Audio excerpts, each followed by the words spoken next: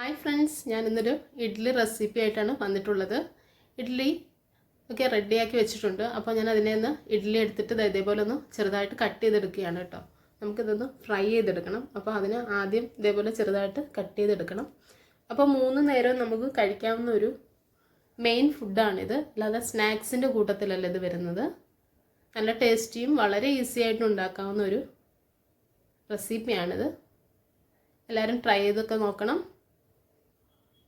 അപ്പോൾ അതിന് വേണ്ടുന്ന കുറച്ച് വെജിറ്റബിൾസ് ഉണ്ട്. ക്യാപ്സിക്കം, തക്കാളി, ഉള്ളി, അങ്ങനെ അതൊക്കെ ഞാനിവിടെ കട്ട് ചെയ്ത് വെച്ചിട്ടുണ്ട്. അപ്പോൾ നമ്മളതിന് ആദ്യമായിട്ട് വേണ്ടുന്നത് ഒരു ഓയിൽ ഒഴിച്ചിട്ട് അതിലേക്ക് നമ്മുടെ ഇഡ്ഡലി ഒന്ന് ഫ്രൈ ചെയ്തെടുക്കുകയാണ് വേണ്ടുന്നത്. അപ്പോൾ ഇഡ്ഡലി നല്ല ഫ്രൈ ആയിട്ട് വന്നാലേ ഇതിന് നല്ല ടേസ്റ്റ് ഉണ്ടാകത്തുള്ളൂ.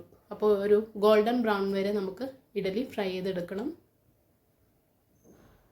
ഇഡ്ഡലി മാവിൽ ഓൾറെഡി നമ്മൾ ഉപ്പ് ചേർത്തിട്ടുണ്ട്, അതുകൊണ്ട് ഇതിനകത്ത് ഉപ്പ് ചേർക്കേണ്ട കാര്യമില്ല. അപ്പോൾ ഇഡ്ഡലിയൊക്കെ ഒന്ന് നന്നായിട്ട് ഫ്രൈ ആയി വരട്ടെ.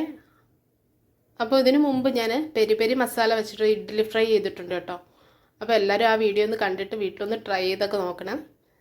ഇതാ നമ്മുടെ ഇഡ്ഡലി ഒരു ഗോൾഡൻ ബ്രൗൺ കളർ ആയിട്ടുണ്ട്. ഇനി നമുക്കിതിനെ ഒരു പാത്രത്തിലേക്ക് മാറ്റാം.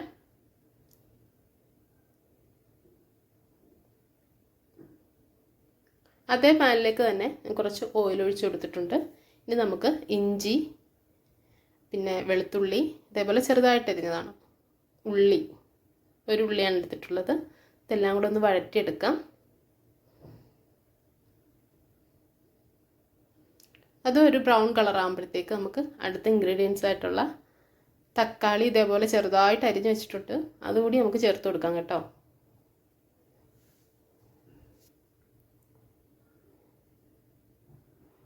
തക്കാളിയും കൂടെ ചേർത്ത് കൊടുത്തിട്ടുണ്ട്. ഇനി ഞാനിതിലേക്ക് കുറച്ച് ഉപ്പ് കൂടി ചേർത്ത് കൊടുക്കുന്നുണ്ട്.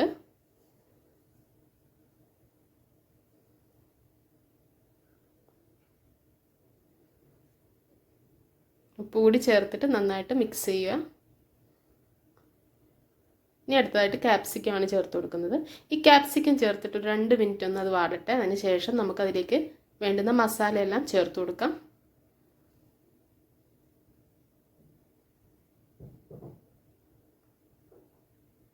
ഒരു ടേബിൾ സ്പൂൺ മല്ലിപ്പൊടിയാണ് ഞാൻ ചേർത്തിട്ടുള്ളത്. അടുത്തതായിട്ട് മുളക് പൊടി 1 ടീസ്പൂൺ ചേർത്തിട്ടുണ്ട്. അടുത്തത് ഗരം മസാല ഒരു 1/4 ടീസ്പൂൺ. അപ്പോൾ എരിവൊക്കെ ഓരോരുത്തരുടെ ഇഷ്ടം അനുസരിച്ച് ചേർക്കാവുന്നതേ ഉള്ളൂ കേട്ടോ. അടുത്തതായിട്ട് ഞാനിവിടെ ടൊമാറ്റോ സോസ് കുറച്ച് ഒഴിക്കുന്നുണ്ട്.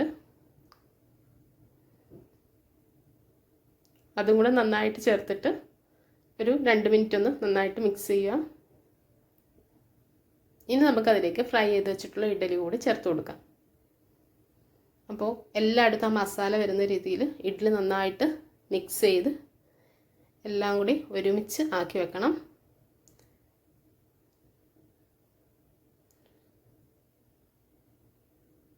അത് ഇതുപോലെ ഒരു 2 മിനിറ്റ്. അതിന് ശേഷം നമുക്ക് സ്റ്റവ് സ്വിച്ച് ഓഫ് ചെയ്യാം. നല്ല ചൂടായിട്ട് കഴിക്കാൻ പറ്റുന്ന ഒരു ഫുഡാണ്. എല്ലാവരും കഴിക്കുക, എൻജോയ് ചെയ്യുക, വീടുകളിൽ ഉണ്ടാക്കി നോക്കുക. അതേപോലെ തന്നെ സബ്സ്ക്രൈബ് ചെയ്യാനും ലൈക്ക് ചെയ്യാനും ഷെയർ ചെയ്യാനും ഒന്നും മറക്കരുത്.